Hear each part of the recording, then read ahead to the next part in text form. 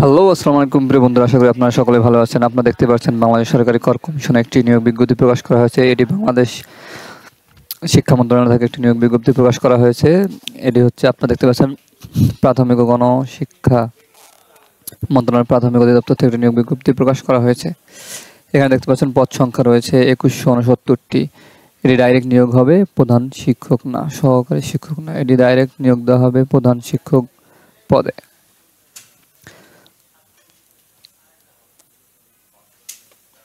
এখানে পদ সংখ্যা দেখতে পাচ্ছেন 2169টি। প্রাথমিক শিক্ষক, সারা বাংলাদেশে প্রাথমিক শিক্ষক পদে গ্রেড হচ্ছে 11 থেকে 12।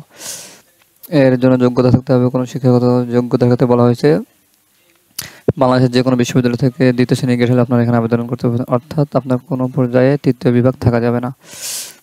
এখানে দেখতে পাচ্ছেন বয়স সীমার কথা বলা হয়েছে। 32 বছর হলে আপনারা এখানে আবেদন করতে পারবেন। তো এখানে বেতন স্কেল হচ্ছে 12,500 থেকে 30,230 টাকা। এরপরেও আপনাদের এখানে আরও বাড়বে বেতন স্কেল অনুযায়ী। এখানে আপনাদের যে পরীক্ষার একটা পরীক্ষার মান বন্টন এখানে নতুন যে নিয়মে দেওয়া রয়েছে। এখানে বাংলার জন্য 25, ইংলিশে 25, গণিত বিজ্ঞানে থাকবে 20, সাধারণ জ্ঞানে 20, মোট 90 মার্কের, অর্থাৎ আপনাকে 50% মার্ক নিয়ে এখান থেকে পাস করতে হবে এবং ভাইবার জন্য 10।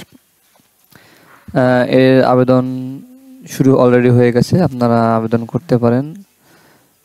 এখানে কোন ওয়েবসাইটে গিয়ে আবেদন করতে পারেন এখানে দেখতে পাচ্ছেন bpsc.teletalk.bd.com।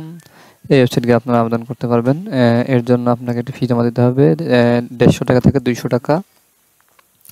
এই আবেদন শেষ সময় হচ্ছে 20/2/2025 তারিখে।